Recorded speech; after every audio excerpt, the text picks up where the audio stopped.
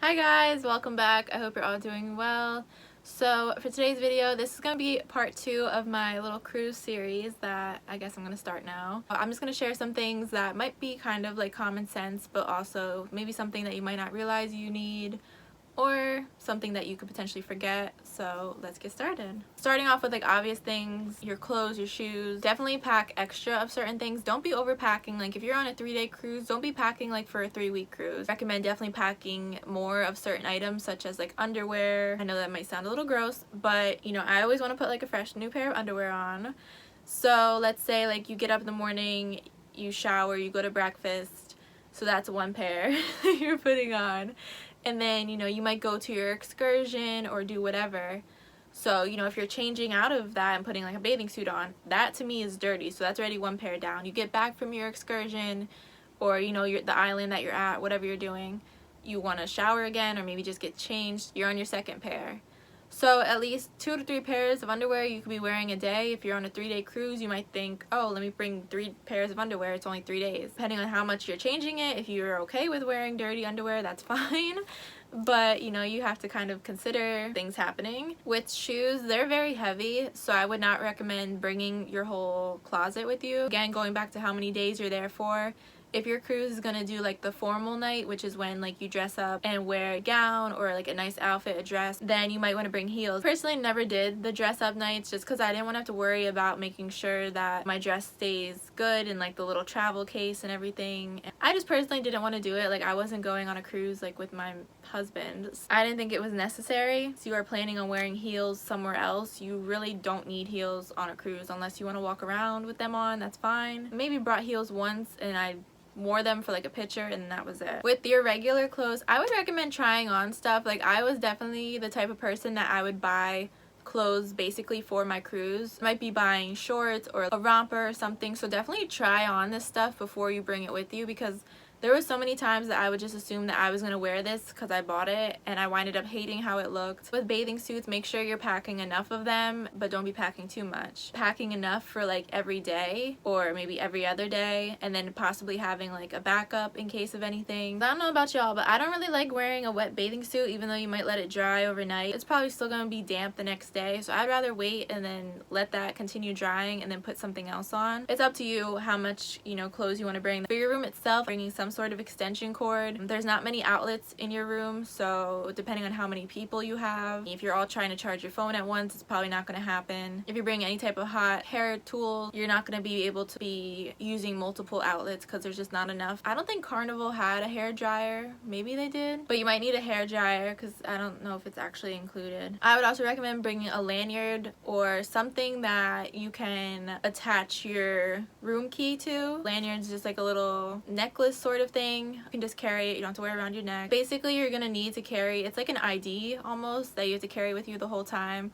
This is how you get into your room, how you get back onto the boat. You basically need it at all times. This might seem a little out there, but if you are into doing your makeup and stuff, or if you just like to have, you know, a closer mirror when you're getting ready. No, this sounds crazy. I did it, I think, every time. Obviously, there are mirrors in the room. There's mirrors in the bathroom. There's typically like one in the bedroom, maybe one in the closet. But I like to sit down and do my makeup. Don't get me wrong, I'm not always doing a full face beat. I always go like natural. I don't like doing my makeup in the bathroom. Like I like to sit down, be comfortable, or people might be in and out of the bathroom, whoever you're staying with. You might not have a lot of time to be doing that. You can bring a handheld mirror. I bring like a little tabletop mirror. I just put it in my suitcase and pack some stuff around it so that doesn't break. Also, with your dirty laundry, I would bring either garbage bags, or if you have laundry bags, definitely bring those because it's so much easier just to throw your dirty clothes in there, and then you don't have to be digging through your suitcase trying to find a clean pair of underwear. When you get back home, it makes it a lot easier just to get rid of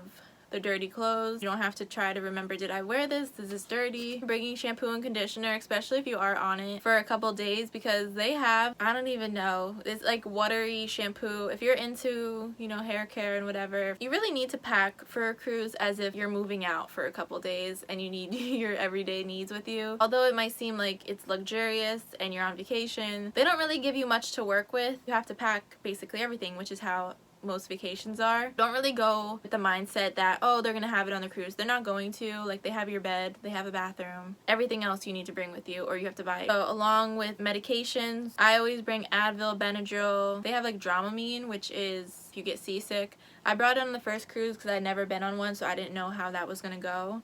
But make sure you bring that. They usually have all of that like in the little stores on the boat if you need to buy it. If you're really badly sunburnt, you might be itchy, so you might need Benadryl. Getting burnt though, if you are not careful, obviously bring sunscreen 100%. I don't care where you're going, you're gonna need sunscreen. Now this one, it doesn't matter if you're a girl or a guy, bringing some sort of backpack or bag. If you're planning on staying on the boat the whole time, you're eventually gonna get off somewhere. I wouldn't recommend bringing a purse. Purses probably have a more tendency to get stolen or left behind somewhere. With Carnival, they assign towels to your room, beach towels and stuff, that are basically yours for like the duration of the cruise, but then at the end they have to be there or you're gonna get charged. But I wouldn't really recommend taking Carnival or whatever cruise line you're on the towels that belong to them, because if they get left behind, you're gonna have to pay for them and they're not cheap. You could bring your own towels and then put them in the backpack or bag that you bring with you. It just makes it a lot easier if you want to carry like water, towel, an extra outfit, some food, money, ID, put all that shit in your backpack and you're ready to go. This next one I have, I'm not sure with COVID if they're gonna allow people to bring these just because of like sanitation purposes and like cleanliness. For a long time recommended bringing some sort of like refillable cup, so like a tumbler. I actually have two examples. So this is the one that I ordered online. I think it was through Carnival's like website. I thought this was so cute.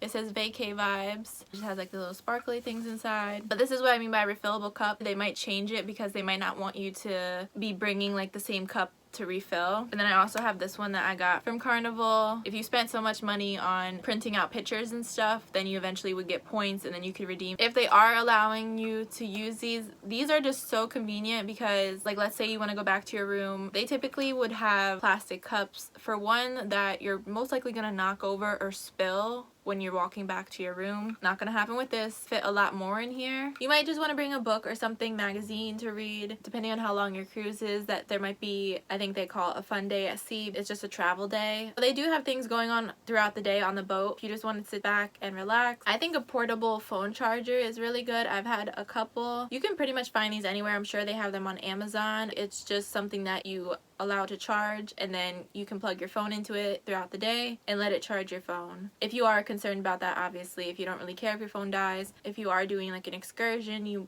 will be gone anywhere for like 4 hours or so, sometimes more. There's a possibility that you could be without your phone for a couple hours and nowhere to charge it. And then I guess some things of what not to bring. You're not allowed to have an iron, I'm pretty sure, just because like of fire and like flammable purposes.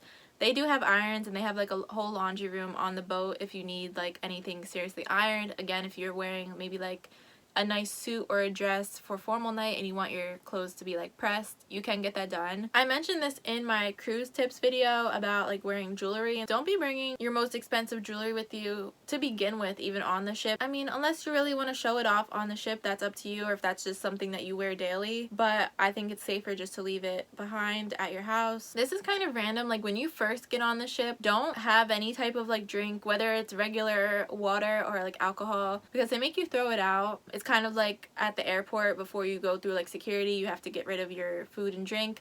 Same thing when you are getting on the ship. If you pack it in your suitcase, that's fine. Exactly like the airport. Don't try to put it in your carry-on. This is pretty much a preference on whether or not you would want to bring it, like an over-the-door organizer. I think it's good maybe if you have a lot of kids and if you have like snacks for them and you want to keep that organized. Is it actually practical? Do I have that much stuff I need to organize? Those are just some of my recommendations of things that I think are good to bring with you on your cruise. Obviously, there's tons of other stuff that I didn't mention that are just like your daily necessities, like hair items and body care, like deodorant, contact solution, your glasses, sunglasses. I hope you guys enjoyed this video. Thank you for watching, and I'll see you next time.